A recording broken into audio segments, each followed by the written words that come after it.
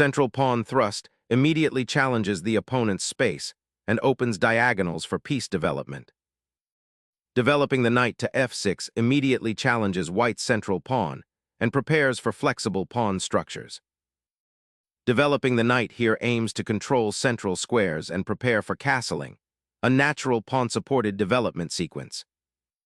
Preparing fianchetto, this aims to control the long diagonal, potentially creating a formidable bishop presence. Asserting central influence, this thrust immediately challenges black's setup and prepares for pawn advances on the queen side. Developing the bishop to g7 solidifies black's kingside pawn structure and prepares for castling, establishing a harmonious formation against white's central control. Solidifying the center and preparing for kingside castling, this move efficiently bolsters white's central control. Safely tucking the monarch away, black prioritizes king safety, a foundational principle after opening lines with pawn advances. Establishing a central foothold now allows for rapid development and pressure against black's queenside. Solidifying the center and preparing to develop the queenside pawn chain is the immediate goal. Solidifying the center and preparing kingside castling, it nicely sets up a potential e5 push later for kingside dominance. Challenging the center pawn structure immediately, e5 injects dynamism and fights for space. Reinforcing the center's dominance, this knight actively prepares to join the queenside initiative. Injecting immediate pressure on the king's flank, this knight leap boldly challenges white's pawn structure and opens lines for potential piece activity. Intensifying the pressure on the knight, this move subtly prepares to exploit the resulting pawn weaknesses on the king side. Challenging the bishop's influence, black prepares to consolidate the center and potentially launch a queenside counterplay. Sacrificing immediate pawn structure for long-term knight outpost potential on f6, a bold positional gamble. Developing a piece to contest the center and prepare for potential pawn pushes in the coming play. Pushing the pawn forward clamps down on the king side, restricting black's knight and aiming to exploit the now weakened squares. Reclaiming central influence and preparing to contest the d-file, this knight repositions for an active role, potentially targeting weaknesses on the queen side. Shifting the knight to d2 prepares for central pawn expansion, while securing it from immediate attack. The knight's journey to the flank aims to disrupt white's central pawn structure, potentially opening lines for piece activity. Squeezing the knight's escape routes, this advances white's kingside space while subtly limiting black's options. This aggressive pawn thrust dramatically alters the kingside pawn structure, creating immediate complications and potentially weakening your own king's safety for central space. Opening the diagonal for the queen with tempo, this maneuver subtly prepares a queenside expansion and seeks to exploit the awkward placement of black's knight. Unleashing the pawn storm, black aggressively challenges white's central pawn chain and seeks to open lines towards the king. Castling here securely tucks the king behind a pawn shield, solidifying white's defensive structure before any major pawn storm erupts. Shifting the knight to the king side, this maneuver prepares to contest the f4 square and potentially launch a counterattack, but it leaves the d6 pawn somewhat exposed. Unleashing a kingside pawn storm now, white solidifies dark square control and prepares for a potential kingside assault, though it does weaken the king's shelter slightly. Boldly challenging the center's pawn structure, this capture forces white to decide whether to maintain material equality or create imbalances. Seizing the center with this knight now forces a clear pawn structure and opens lines for attack. This pawn advance aggressively stakes a claim in the center, aiming to disrupt white's pieces and open avenues for counterplay. Opening the d-file immediately forces black to confront the new pawn structure and exposes their underdeveloped queenside. Recapturing opens a diagonal for your bishop, potentially unbalancing the center. Unleashing the queen aggressively, white seeks to exploit the exposed dark squares around black's king and pressure the queenside. Unleashing the center's power creates immediate tactical fireworks, challenging white's queen and opening avenues.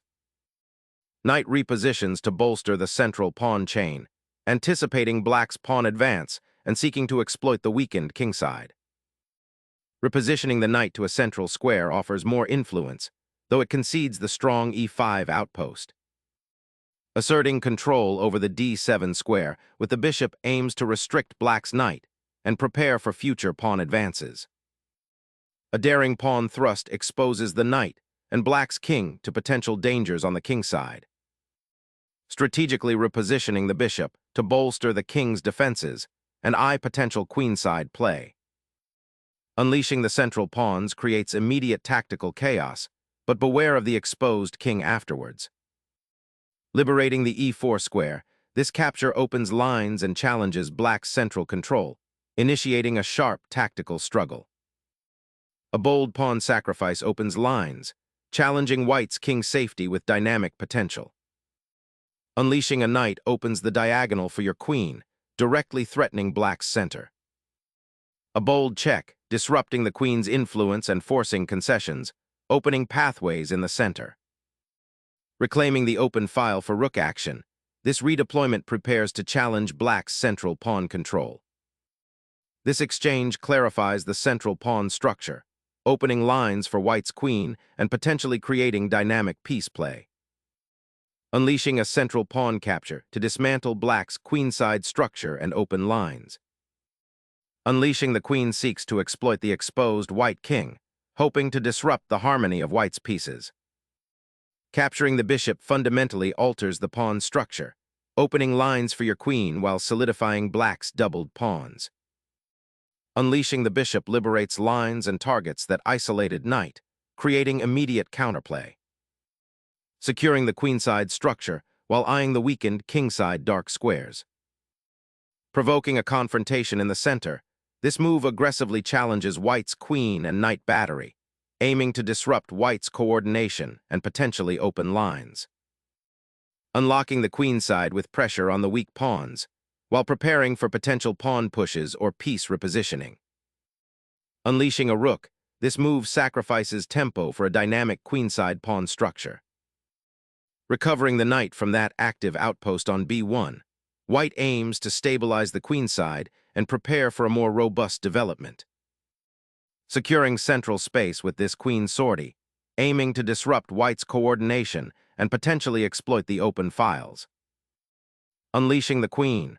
This sacrifice exposes black's king and initiates a forced sequence leading to a decisive material advantage. Abandoning the central struggle, the knight seeks a safer outpost, though its placement feels somewhat passive. Seizing the initiative, this queen maneuver aims to disrupt black's coordination and exploit the open diagonals. The knight's relocation to e5 reestablishes a critical defender for the dark squares, while probing for tactical chances. Simplifying into a favorable endgame, white clears the central files for the rooks. Simplifying the position now, black hopes to gain some activity by this exchange. Reclaiming central influence and solidifying king safety, this move redirects pieces toward a more defensible structure. Reactivating the knight to a central, active square offers dynamic counterplay and immediate pressure. Clearing the major pieces initiates an endgame where black's isolated queen pawn becomes a significant weakness. A necessary exchange to avoid an immediate checkmate threat, though it enters a decidedly simpler endgame for white.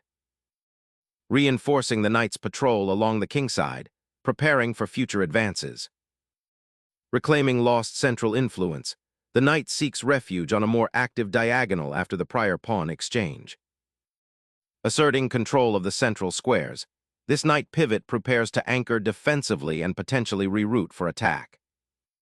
Liberating the bishop from its cramping position on d3 offers a chance for activity and forces white to reassess piece placement. Clearing the knight facilitates a swift endgame transition, aiming to exploit the open diagonals. Reclaiming the captured knight opens a diagonal for black's bishop, potentially creating threats on the weakened queenside. Pondering the b-pawn's advance, white aims to secure their knight and potentially exploit the now open queenside. Reconnecting the knight to the central skirmish, seeking activity and potential breakthroughs.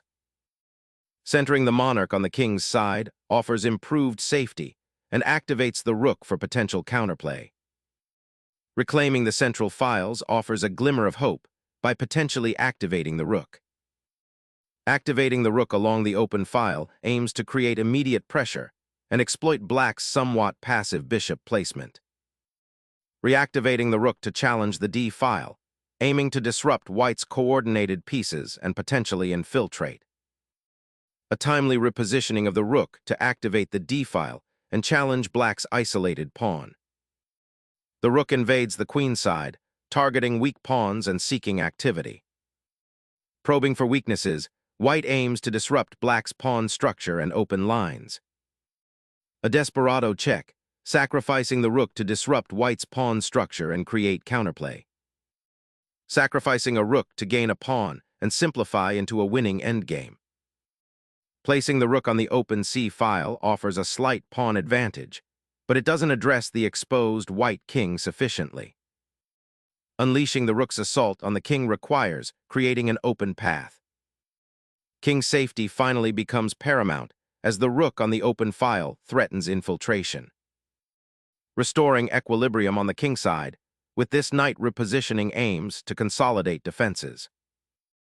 The rook's aggressive foray into the third rank aims to disrupt white's coordination and potentially trap the king.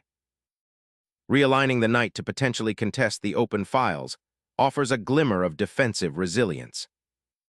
Shifting the rook offers a final gambit for piece activity before the inevitable endgame unfolds. Activating the knight to the central square, aiming to disrupt black's coordination and potentially initiate a favorable exchange. The rook's repositioning aims to disrupt white's central control and force a trade, simplifying into a potentially favorable minor piece ending. Reactivating the rook and threatening to split black's defensive structure by controlling the f file. Shifting the rook to the d file initiates a positional tug-of-war, aiming to dislodge white's knight and gain initiative. The knight's infiltration fork aims to sever the king's defensive shield. The king's exposed position on the king side now invites further harassment, potentially leading to a swift conclusion. Forcing the king out into the open, this pawn advance aims to dismantle black's defenses and expose the monarch.